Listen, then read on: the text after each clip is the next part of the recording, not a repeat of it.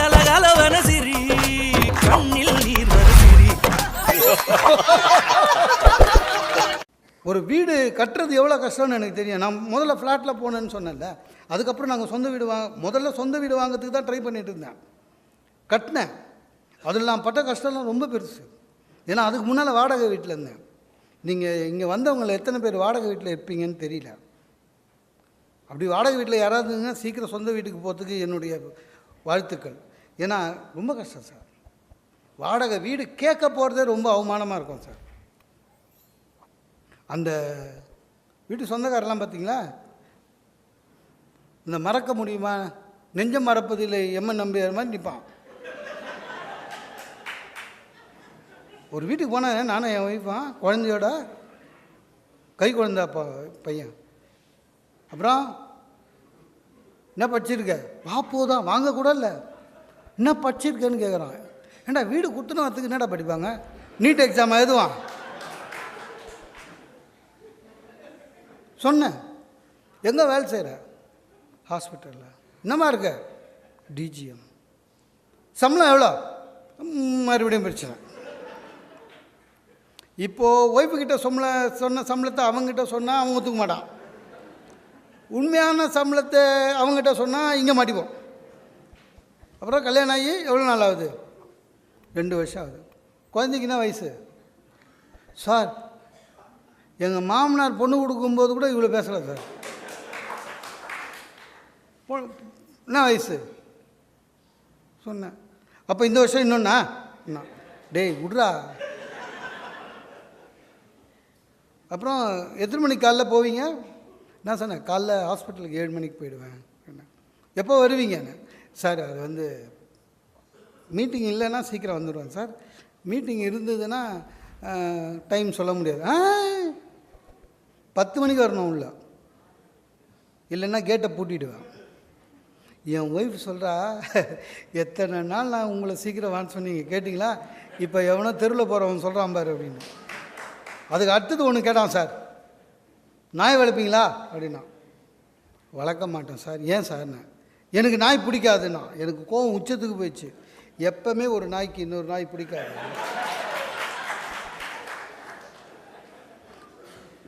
சரி சொந்தமாக வீடு கட்டலான்னு இப்போ ஆக்சுவலாக அது வாடகை விட்ருக்கான். கட்டலான்னு சொந்தமாக வீடு கட்டலான்னு. சரி நம்ம மிடில் கிளாஸ் சார், வெளியில் எங்கேயாவது சிட்டி உள்ளே பார்க்க முடியாது. ஒரு அட்வர்டைஸ்மெண்ட்டு பார்த்தா மாட்டிச்சு. சரி ஒரு சனிக்கிழமை நிலத்தை காட்டுகிறோம் வாங்கன்னு சொல்லுவாங்கள்ல, போய் அந்த வேனில் போய் உட்காந்தேன். ஏசி வேன் உட்காந்தா பக்கத்தில் ஒருத்தர் உட்காந்துருந்தார். வண்டி ஸ்டார்ட் ஆச்சு. வண்டி ஸ்டார்ட் ஆகி போது பக்கத்தில் உட்காந்துக்கிறவன் ஒரு பை வச்சுன்னு உட்காந்துருந்தான், தூக்கு பை. நான் அவனை பார்த்து சிரித்தான், அவன் என்னை பார்த்து சிரித்தான். உடனே அவன் கேட்குறான், நிலம் பார்க்க போறியா? ஆமாம். இதான் ஃபஸ்ட்டு டைமா? ஆமாம். நீங்கள் பணம் இப்போவே தரணுமா அப்படின்னா. இல்லையே, ஏன்? இல்லை நிலம் பார்க்க தானே வரீங்க, பை எத்துன்னு வரீங்க அப்படின்னா.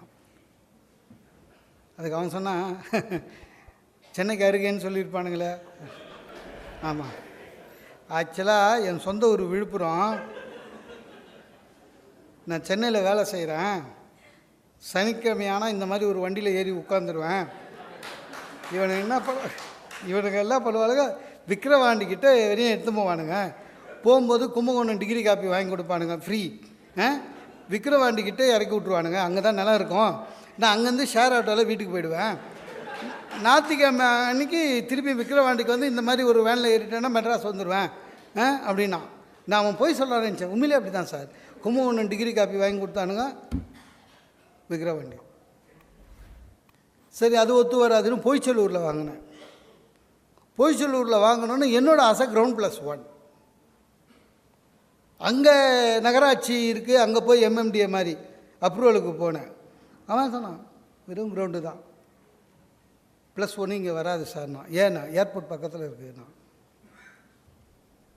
ஒன்றும் பண்ண முடியாது சார். மீதி கட்டினா அப்படின்னா எனக்கு என்னென்னா, மீதி கட்டினா வச்சுங்களேன் ஃபைன் போடுவான்ல, அந்த மாதிரி எதுன்னு இடிச்சிருவோன்னா. கட்டவே நான் ஆரம்பிக்கல, இடிச்சிருவோன்னா. சரி அப்படின்ட்டு கிரவுண்டு வரையும் இருக்கலான்னு எனக்குன்னு என் ராசிக்கு ஒரு கான்ட்ராக்டர் மாட்டினான் சார். நம்ம என்ன சார் எல்என்டிலையா கொடுக்க முடியும் அத்தனோண்டு வீடை? இந்த கான்ட்ராக்டர் யாருன்னா மேஸ்திரியாக இருந்து சார், அவங்களே ஒரு விசிட்டிங் கார்டு வச்சுருப்பாங்களா கான்ட்ராக்டர்னு, அந்த மாதிரி ஒரு ஆள்கிட்ட மாட்டிக்கினேன். நீங்கள் எதை சொல்லுங்க முடியாதுன்னு, என்ன சொல்லுங்கள் அபகசமாக பேசுவான். நான் சொல்கிறேன் சார் படிக்கட்டு உள்ளே வேணாம் சார், ஸ்ட்ராங்காக இருக்கு வேணாம், 10 வருஷத்தில் இடிஞ்சிச்சுன்னா என்ன தானே கேட்பேன் அப்படின்றான். சரி நான் இஷ்டமாக விட்டேன். பூமி பூஜை போட்டோம். பூமி பூஜை போடுறோம், திடீர்னு பார்த்தா 2 கார், பூமி பூஜைக்கு யாரையும் கூப்பிடல, நானும் என் ஒய்ஃப் தான். திடீர்னு பார்த்தா 2 காரில் வெள்ளையும் சொல்லியமாக வந்தாங்க. கூப்பிடவே இல்லை, விஐபியாக வரான் அப்படின்னு நினச்சேன். இங்கே தான் வீடு கட்டுறியாண்ணா, வாங்க நீங்கள் யாருன்னு, கவுன்சிலர்னா. அப்புறம் அவர் ஃபீஸை கொடுத்துட்டார். அதுக்கப்புறம் திருப்பியும் 10 அடியில் தண்ணி வரும்னு சொல்லியிருந்தானுங்க என்கிட்ட. இவன் தோன்றான் ஒன்றுமே வரல. சார் 10 அடியில் தண்ணின்னானுங்களே சார் விற்கும்போது அப்படின்னா. நீங்கள் என்ன 10 அடினா பூமி கீழே இருந்துச்சிங்களா? ஃபோன் பண்ணால் லாரி 10 அடியில் நிற்கும்.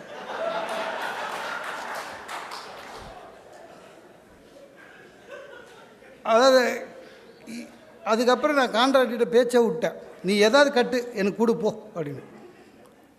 பெயிண்டரு அவன் கான்ட்ராக்டரோட ஆள் சார், இறக்கமே இல்லாமல் டார்க்கு பச்சை எடுத்துனான் சார்.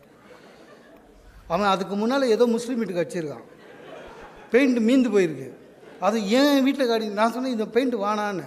டக்குன்னு நான் பண்ணிவிட்டு அவனுக்கு தெரிஞ்சிச்சு சார். டக்குன்னு நான் பண்ணிட்டான் என் ஒய்ஃப்கிட்ட போய், சார் இந்த பெயிண்ட்டு நிறைய பேர் விரும்புகிறாங்க, சாருக்கு பிடிக்கலன்றார் மேடம்ட்டான். அது உடனே அவங்க ஃபேமிலி யாருக்குமே கலரை பற்றி சென்ஸே கிடையாது அவங்ககிட்ட. நான் அப்புறம் நினச்சேன், நீ எதாவது அடி என்னை விடு, முடிஞ்சுது சார். ஒரு வழியாக அவங்கவுங்க இஷ்டமாக கட்டின என் வீட்டில் இதுக்கு கிரகப்பிரவேசத்தை அன்றைக்கி பார்த்தா முதல் நாள் நல்ல மழை. என் ஃப்ளாட் எங்கே இருக்குதுன்னு எனக்கே அடையாளம் தெரியாது. அந்த பொய்ச்சலூரில் போய் சேரு மழை, வீடு கண்டுபிடிக்கிறதுக்கே கஷ்டமாயிடுச்சு. வீடு கண்டுபிடிக்கும் போது மணி 4:30 விடிய காலையில். ஐயர் சொல்லியிருந்தார் 4:30 மணிக்கெலாம் வந்துடணும், விடியறதுக்கு முன்னால் கிரகப்பிரவேசம்னு. யாருமே நம்ம இன்வைட் பண்ணல, நெருங்கின சொந்தம் மட்டும்தான். அவன்லாம் 7 மணிக்கு மேலே தானே வருவான் அப்படின்னு நினச்சிட்டு இருந்தேன். போய் பார்த்தா ஐயர் நிற்கிறாரு. என்ன நீங்கள் மட்டும் வரீங்கன்னாரு. என்ன தானே வந்த வரையும் பண்ணுங்க அப்படின்னா. ஏன்னா ஏற்கனவே மழையில் நனைஞ்சி சொதன்னு. டக்குன்னு என்ன பண்ணார் சார், மாடம் கண்ணும் எங்கே அப்படின்னாரு. நான் சொல்லவே இல்லையே நீ அப்படின்னா. அவனுக்கு முதல் நாள் சொல்லியிருக்கணும்ல. அந்தாலும் ஒரு கிரகப்பிரவேசத்துனா மாடு கண்ணு வரணும்னு பேசிக் கூட உங்களுக்கு தெரியாதா அப்படின்னாரு. நான் சொன்னேன் சார், நானே வீடுங்களாக கட்டினுங்கிறேன்னா நான் எப்போ ஒரு வீடு போனால் போதுன்னு கட்டுறேன், எனக்கு மாடு கண்ணு வரணும்னு தெரியாதே சொன்னேன். வீட்டில் பெரியவாக்கிட்ட கேட்கக்கூடாதா? நான் கேட்கல, என்ன பண்ணோன்னே மாடு கண்ணு போகிறது தான் விஷயம் பண்ணேன். யார் ஐயரு. அப்புறம் நான் டக்குன்னு என்ன பண்ணேன், என் ஒய்ஃபை பார்த்து நீ பையனை பிடிச்சின்னு முன்னால் போய அப்படின்னு. இல்லை அவள் உடனே அப்போ நான் மாடானா. நான் சொன்னேன் ஐயோ நீ எல்லாமே தப்பாக நினச்சிக்கிற, அப்படி இல்லைம்மா.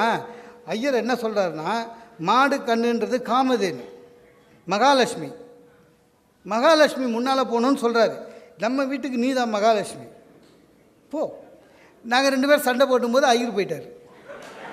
சரி யாரோ ஒரு மாடு உள்ளே போச்சு அப்படின்ட்டு நானும் உள்ளே போயிட்டேன். சார் 10 நிமிஷம் சார், 10 நிமிஷம் எங்கள் மாமான்ட்டார், தாய் மாமா. எனக்கே எங்கள் வீட்டு அட்ரஸை கண்டுபிடிக்க முடியல. அதுவும் அது பொய்ச்சலூருங்க, பல்லாவரத்துக்கும் குரோம்பேட்டைக்கும் நடுவில். இருந்தாலும் எதில் வந்தாருன்னு தெரில, எப்படி வந்தாருன்னு தெரில. ஃபஸ்ட்டு கெஸ்ட்டு அவர் தான். வந்து நான் சொன்னேன்ல கேட்கக்கூடாததெல்லாம் கேட்கணுன்னு அவர். அப்புறம் விழாச்சு ஆரம்பித்தார். நான் அப்படியே ஃபேஸ் மாறுறது என் ஒய்ஃப் பார்க்குறாங்க, இது இரிட்டேட் பண்ணுறாருன்னு. டக்குன்னு என்ன பண்ணிட்டார் சார், இங்கே இருக்கிற வீடெல்லாம் இடிச்சிட்டு ஏர்போர்ட் பெருசாக்க போகிறேன்னு சொன்னாங்களேன்னாரு. கிரகப்பிரவேசத்துக்கு வந்திருக்கான். இல்லை மாமாண்ணே. அதுக்குள்ளே என் ஒய்ஃபு என் டென்ஷனை பார்த்து அவளே என்ன பண்ண கிட்டே போய், இல்லை அது வேறு இடம், இந்த இடம் இல்லை, 10,000 வீடு இருக்குது இங்கே, அதெல்லாம் பண்ண மாட்டேன், இங்கே வந்து ஸ்ரீபெரும்புத்தூரில் பெருசாக அப்புறமா வரப்போதான் அப்படி இப்படின்றா. உனக்கு தெரியுமா ரொம்ப, என் ஒய்ஃப்கிட்ட சண்டைக்கு போகிறாரு, உனக்கு தெரியுமா ரொம்ப, கவர்மெண்ட் நினச்சா ஒரே நாள் புல்டோசர் வச்சு இடிச்சிடுவான். அதாவது என் வீட்டை இடிக்கிறதுன்னு ஒரு முடிவோடு வந்துக்கிறான் சார். இவரே ஹைகோர்ட்டில் போய் கேஸ் போடுவார் போல இருக்குது, பொதுநல வழக்கு, ஏர்போர்ட்டு இங்கே தான் வரணும்னு. ஒன்றும் பண்ண முடியாது, சொந்தக்காரன் அப்படி தான் இருப்பான். எல்லாம் மாறிச்சுங்க. ஒரு காலத்தில் வந்து பெண்களை வந்து நம்ம ரொம்ப மட்டமாக நினச்சோம். ஒரு பெண்ணை வந்து பொண்ணு பார்க்க போகும்போது கூட நம்ம தான் 40 பேர் போனோம். சில பேர் பொண்ணு பார்க்குறது இப்போ கூட சில பேர் இருக்காங்க சார். அவங்க கேட்கும்போதே சிரிப்பாகுது, பொண்ணு எப்படா வேணும்னு. படித்த, நல்ல அழகுள்ள, கை நிறைய வருமானம் மிக்க, அடக்கமாக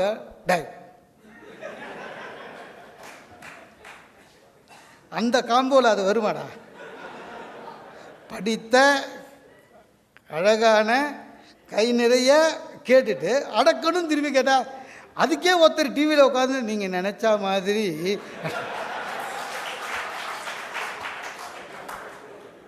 சார். கடவுள் ஏன் சார் இருக்கான்? நம்மளுக்கு என்னது, யாருக்கு என்னென்ன கொடுத்து அவஸ்தைப்படுத்தணும்னு அவனுக்கு தெரியாது சார். நீனா ரெடிமேடாக உங்களுக்கு எல்லாம் ஒன்றும் பண்ண முடியாது. என்ன வருமோ அதான் வரும். நம்ம சார் வெறும் மாப்பிள்ளைங்க வீட்டில் பேச ஆரம்பிச்சிருந்தா சார். எனக்கெல்லாம் அப்படி இல்லை. நான் பார்த்த பொண்ணு ஒன்றே ஒன்று தான், என் ஒய்ஃப், அவ்வளோதான். ஒரே பொண்ணு தான் பார்த்தேன் வாழ்க்கையில். என்ன ஒன்று, ஒரு தப்பு பண்ணேன். பொண்ணு பார்க்க போகும்போது என் தங்கச்சி அக்கா வீட்டுக்கார கூட்டி போயிட்டேன். அவனுங்களால் வந்த வேணாம் சார். பொண்ணு பார்த்தா எனக்கு பிடிச்சிச்சு, அவங்களுக்கும் என்ன பிடிச்சிச்சு. சரி கிளம்பலாமான்னு. பொண்ணுக்கு அப்பா தான் எங்கள் மாமனார். வந்து தம்பி பொண்ணு உங்கள்கிட்ட பேசணுன்னாரு. பக்குன்னு ஆயிடுச்சு. ஏன்னா நான் எதிர்பார்க்கவே இல்லை, பொண்ணு உங்கள்கிட்ட பேசணும். அப்படி திரும்புகிறேன், எங்கள் மாமாவும் மச்சானும் பேசு போனா. எனக்கு என்னென்னா, நான் போய் அதுக்கு எதாவது கேட்டு நான் சரியாக பதில் சொல்லாமல் ரிஜெக்ட் பண்ணிச்சு வச்சுங்க, இவனுங்க 2 பேரே ஊர் ஃபுல்லாக சொல்லுவானுங்க, அந்த பொண்ணே வானான்னுச்சு உங்கள் அண்ணன். இவனுங்களுக்காகவாது நம்ம பாஸ் பண்ணணுன்னு பிள்ளையார வேண்டிக்கினே உள்ளே போனேன். உள்ளே போனால் சோஃபாவில் சார் நல்லா சம்மணம் போட்டு கம்ஃபர்டபுளாக உட்காந்துனுக்குது சௌகரியமாக. ஏன்னா அவங்க வீடு. நானும் உள்ளே போய் வேர்க்குது, நிற்கணுமா உட்காரணுமா கை கட்டி நிற்கணுமா ஒன்றும் புரியல. அப்படியே உத்து பார்த்துருந்தேன். அது அந்த அம்மா MBA hospital administration working manager. அப்போ நான் manager yes. Take home salary 60,000. அப்படின்னா அதாவது டேக் ஹோம் 60,000 ரூபா அவங்களுக்கு போதுமா. அதுக்கடுத்து சொல்லிச்சு, உங்களை பற்றி உங்கள் ஹெச்ஆரில் கேட்டோம், தே செட் குட் அப்படின்ச்சு. லூஸு. நான் ஏற்கனவே எங்கள் ஹெச்ஆரில் சொல்லி வச்சுருந்தேன், எனக்கு பொண்ணு பார்க்க போகிறாக்கா, இந்த பொண்ணுக்கு அப்பா அண்ணன் ஏதோ லூஸுங்க ஃபோன் பண்ணோம், என்னை பற்றி நல்லா சொல்லினா சனிக்கிழமை ட்ரீட்டு எந்து அப்படின்னு. நம்ம ஹெச்ஆர் கரெக்டாக சொல்லியிருக்கான். உங்கள் ஹெச்ஆர் சொன்னாங்க. சரி, திடீர்னு கேட்டா உங்களுக்கு வேறு ஏதாவது பேட் ஹேபிட் இருக்கா அப்படின்னா பயந்துட்டேன். ஏன்னா எத்தனை சொல்கிறது, அதெல்லாம் இல்லை. அதாவது இதெல்லாம் போகும் வாழ்க்கையில் சுவாரஸ்யமாக எடுத்துக்கணும். இதெல்லாம் வந்து நான் பேசும்பொழுது நிறைய பேர் நினைக்கிறாங்க இவ்வளவும் உன் வீட்டில் நடந்ததுதான். எல்லார் வீட்டில் நடந்தது சார்பில் தான் நம்ம பேசுவோம். ஏன்னா சார் யாருக்குமே இப்போ வந்து வாழ்க்கையில் வந்து மகிழ்ச்சி வேணும்னா கொஞ்சம் பொறுமை இருக்கணும் சார், கொஞ்சமாச்சும் இருக்கணும். நம்ம நிறைய பேர் மகிழ்ச்சியை இழக்கிறதுக்கு காரணம் பொறுமை குறைவாகிடுச்சு. நம்ம மக்களுக்கு ரொம்ப குறைவாயிடுச்சு. நீங்கள் எது வேணாலும் சொல்லுங்கள், பக்தி எதுவாக இருந்தாலும் சொல்லுங்கள், உடனே கிடைக்கணுன்றான். ஒரு உடம்பு சரியில்லை, ஒரு டாக்டர்கிட்ட போகிறாங்க சார் அலோபதியில். அவர் ப்ரிஸ்கிரைப் பண்ணுறாரு, டாக்டரே சொல்கிறாரு 2 மாதத்தில் சரியாயிடுன்னு. இவனுக்கு அவசரம். இந்த டாக்டர் எப்பவுமே இப்படி தான் ஸ்லோவாக மருந்து கொடுப்பாரு. அதுக்குன்னா ஒன்று படுக்க வச்சு நான் எல்லா மாத்திரையும் ஊற்றுவானா, ஸ்லோவாக கொடுக்குறாரு, வேஸ்ட்டு. சார் என் ஃப்ரெண்டு இருக்கான் சார், 6 மாதத்துக்கு ஒரு வாட்டி டாக்டர் மாற்றுவான், அலோபதின்னுவான், அதுக்கப்புறம் ஆயுர்வேதம்னுவான். ஒருத்தங்க கேட்டால் என்கிட்ட கொரோனாக்கு அக்குபஞ்சரில் போய்டுமானா. ஏதாவது ஒன்று சீக்கிரம் பண்ணும். அதாவது நமக்கு சில விஷயங்கள் தெரியவே மாட்டேது சார். நம்ம காசு கொடுத்து வாங்குகிற பொருளுக்கு ஏஎம்சி கட்டுறோம், மெயின்டெனன்ஸு சார்ஜு கட்டுறோம். காசு கொடுத்து வாங்கின பொருள் கெட்டு போச்சுன்னா இன்னொன்று கூட வாங்கிக்கலாம். யாராவது ஒருத்தர் 40 வயசுக்கு மேலே போன உடனே எத்தனையோ பேர் சொல்கிறோம், ஆட்டோமேட்டிக்காக உடம்பு ரொம்ப நல்லா இருந்ததுன்னா கூட ஒரு மெடிக்கல் செக்கப் பண்ணுறதுன்றது உண்மையிலேயே முக்கியமானது, தவிர்க்கக்கூடாதது.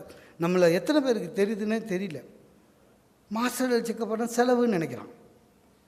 அன்றைக்கி ஒருத்தர் மாஸ்டர் ஹெல்த் செக்கப் பார்த்தான் சார், 3000 ரூபா, எல்லாம் நார்மல். டாக்டர் சொல்கிறாரு எல்லாம் நார்மல்னு, சரியாக பார்த்து சொல்லுங்கன்றான்.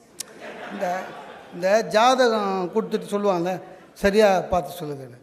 டேய், நார்மல்னால் மகிழ்ச்சி அடைய வேணாமா? இவனுக்கு என்னென்னா 3000 குத்தமே ஒன்றுமே சொல்லலையேன்னு. அதாவது அவனுக்கு பைல்ஸ்னாவது சொல்லி தொலைக்கணும், ஏதாவது ஒன்று சொல்லு. இந்த வீடியோ உங்களுக்கு பிடிச்சிருந்தா லைக் பண்ணுங்க, கமெண்ட் பண்ணுங்க, ஷேர் பண்ணுங்க. மறக்காம நம்ம சேனலை சப்ஸ்கிரைப் பண்ணிடுங்க. மீண்டும் ஒரு காணொளியில் சந்திப்போம். நன்றி நண்பர்களே.